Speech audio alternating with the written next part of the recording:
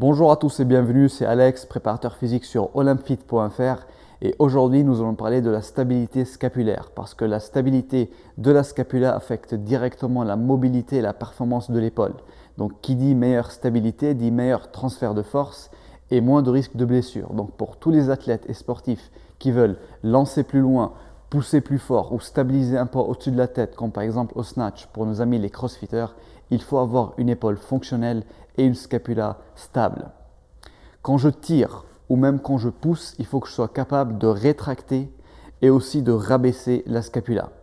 Quand je porte mon bras au-dessus de la tête, comme par exemple pour faire un développé militaire ou pour faire un overhead squat, il faut que je sois capable de pivoter latéralement la scapula. C'est ce qu'on appelle la sonnette latérale. Pour que la scapula puisse bouger et se positionner correctement, il faut qu'il y ait un équilibre de force entre les différents muscles stabilisateurs.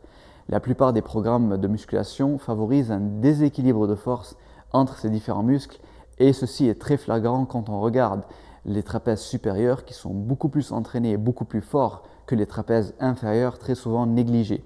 Ce déséquilibre de force ne permet plus aux trapèzes inférieurs de faire leur travail de stabilisation et notamment de rabaissement de la scapula, mais aussi la sonnette latérale qui, comme vous pouvez le voir, libère l'espace sous-acromial, ce qui diminue les frottements entre les différents tissus et ce qui diminue aussi le risque de tendinite de la coiffe des rotateurs et le risque de bursite.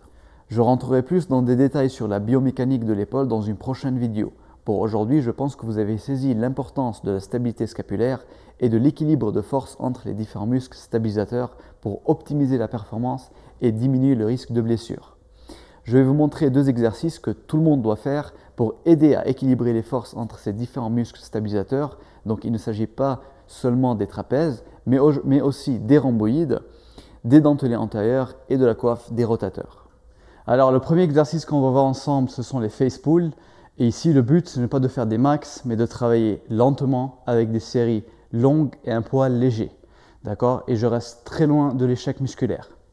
Donc je vais travailler avec un élastique attaché à hauteur des yeux. Vous pouvez aussi bien sûr travailler avec une poulie réglée à hauteur des yeux. Donc ici le but c'est de prendre l'élastique avec une prise en pronation, c'est-à-dire la paume de la main vers le sol et le pouce vers le visage, comme ceci. Ensuite je recule pour mettre de la tension sur l'élastique, je contracte fort les abdos et je serre les fesses pour ne pas cambrer le dos, pour rester bien gainé.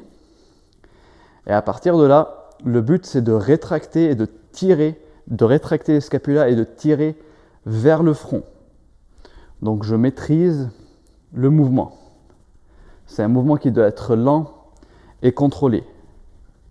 Donc, le but, c'est de faire une quinzaine de répétitions. Vous pouvez ressentir cet exercice au niveau de l'arrière des épaules et au niveau de tous les muscles du haut du dos et entre les scapulas. Personnellement, j'aime bien faire cet exercice entre les mouvements, entre les séries pour les mouvements du bas du corps. Nous allons passer au deuxième exercice, c'est les YTL. Donc encore une fois, on est sur les stabilisateurs de la scapula et sur les muscles de la coiffe des rotateurs. Donc le but, c'est de travailler léger avec des séries longues et de maîtriser le mouvement. Donc c'est la qualité qui compte et non pas la quantité. Je me mets sur le banc, je prends un poids léger. Je vais commencer par faire les Y. Donc j'ai les paumes des mains qui sont face à face. Je commence par pousser loin vers l'avant et puis vers le haut en ouvrant les bras. Je les pousse vers le plafond. Donc je pousse vers l'avant et vers le haut et j'ouvre les bras. Je fais 5 répétitions et ensuite je passe au T. Donc cette fois-ci, je rétracte d'abord les scapulas et ensuite j'ouvre en faisant une abduction horizontale. Donc je rétracte et puis j'ouvre. Et je fais aussi 5 répétitions. Ensuite je passe au L. Donc cette fois-ci j'ai les paumes des mains qui sont vers l'arrière. Je rétracte les scapulas, je remonte les coudes et puis je fais une rotation externe. Donc je rétracte, je remonte et je fais une rotation externe. Et je fais aussi 5 répétitions. Je vous conseille de faire 2 ou 3 séries de cet exercice. Nous arrivons donc à la fin de cette vidéo. Essayez ces exercices et dites-moi ce que vous en pensez dans les commentaires. N'oubliez pas d'aimer et de partager, ça m'aide beaucoup pour mon travail et je vous dis à très bientôt dans une prochaine vidéo.